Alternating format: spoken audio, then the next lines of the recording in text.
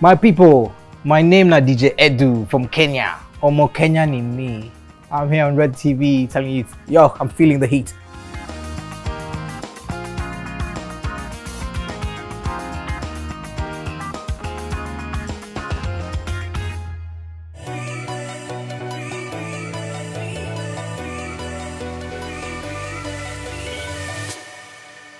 So hi everyone, I am DJ Edu, also known as the Afroboss. Some call me the African Music Ambassador.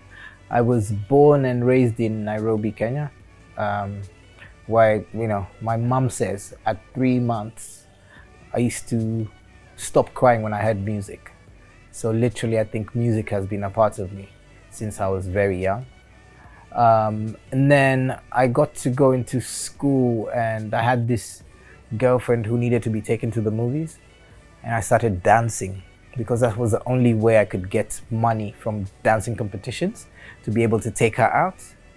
And then I found out that the DJs get all the girls and the people who dance get to sweat so much and no one cares about them. So I decided, you know what, let me try the DJing. So I had very good friends who already had a DJ setup back in the 90s, and then I competed in a DJ championship in 1999 in Kenya.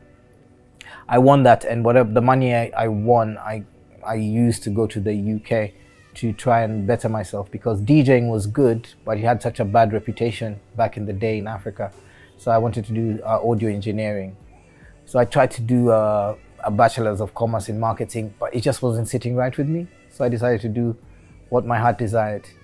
My mom at the time was not very happy because, there's only 5 different things that African children are allowed to do. Lawyer, accountant, doctor. Look at your friend, she's a lawyer. What are you doing with your life? Chinedu.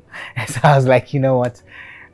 This will probably work for me. So my auntie was really supportive at the time. I came to the UK, I did my audio engineering. At the time, because I was quite popular in Kenya, I got to do some African clubs. It just became, it felt like home away from home at these parties. People spoke the language I like. They listened to music that I listened to back home. And that drew me into, the whole African thing away, because, you miss home so much. When you sit there, you miss the food, you miss your friends, the language you use. So that led me to doing the show on 1Extra. After doing so many clubs up and down around the country, playing for Africans, people who loved African music, doing so many concerts with artists, meeting up with so many artists. The first year that this station started was called Network X. So they got JJC actually to do the first year. And I was very sad because I applied for it, but JJC got it. Luckily for me, JJC was really busy coming back and forth. Johnny just come from Nigeria. He was going back and forth.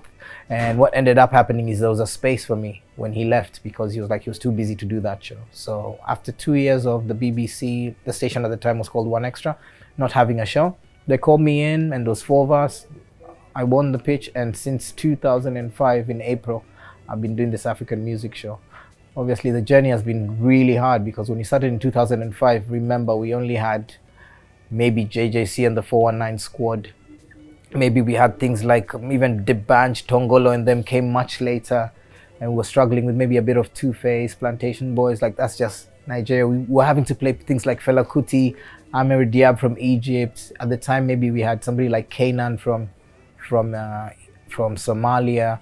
And I knew some of the Kenyan artists, a few of the South African Kwaito artists. So we're really struggling for music, Fast forward 10, 15 years later, we have big global superstars like the Wizzes, like the Burna Boys, like the AKAs, the Tiwa Savages, the Stone Boys, So that's kind of like my journey in a nutshell.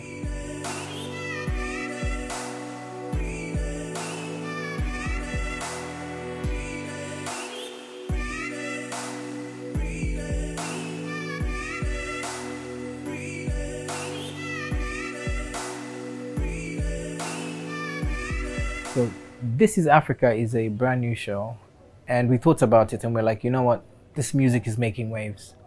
And mostly you come to Nigeria and people love their music and they know 1 or 2 songs from other countries. And likewise in most countries, because we're all in little bubbles. We've been conditioned and we've been put into, Nigeria is here, Ghana is here. So I think that like subconsciously works on us. But we're like, you know what, let's put out a show that celebrates the music of the motherland.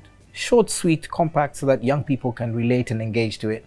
If you're not from Nigeria, you'll hear one song, you'll hear a minute of a song, you hear a minute of a song from Ghana, Kenya, Zambia, and you'll be like, and we'll bring you all those places and engage with the music there.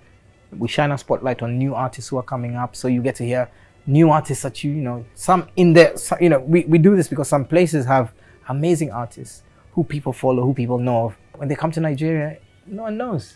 And I think it's out of order that Americans have the systems where somebody from the north, close to Canada, knows what somebody in Texas is doing, and we in Africa don't have that. So I think we're trying to create a platform where we can celebrate and enjoy where African music is at right now. And we also dig into the crates and bring you the classics, which is very important. And we've been starting off by playing, you know, songs that influenced, you know, American songs, because sometimes young people, if you find a song that that affected Michael Jackson, like let's say Manu Dibango, Soul Makossa, you know, Rihanna used it, Michael Jackson used it. You know, Michael Jackson is using things like Swahili, nakupenda pia, nakutaka pia, nakupenda we. It makes you, you know, fall in love with Africa so much more because it's inspiring some of your biggest artists. So, and that, I think that's what we're trying to do in there as well. And then obviously we'll be interviewing the big artists, footballers, chefs, cooks, Nollywood actors like myself. Destination Africa, oh yeah, migrate. It no matter if you be chocolate, oh yeah, parade. Etuna boss yo, Afroboss yo, all the way to Nigeria, them they feel the swagger.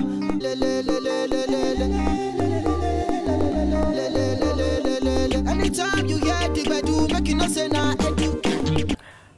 Like I say, it's always ups and downs, there's always waves, and these things will come because if you study music from back in the day, you will see that these waves were there. Because my mom is like, my mom wears the longest dresses, the longest, but if I look at her photos in the 60s, she had the most micro minis. And you know, when I put on, when my sister puts on something short, she's like, excuse me, are you going to go out like that? You see, so I think these are waves. I think it's good because it brings fresh energy to the music. It, you know, reinforms it and makes it grow. So at least if it's a positive movement for me, I don't mind. When a trend comes out, I tend to listen, pay attention, but I have my fillers on the ground.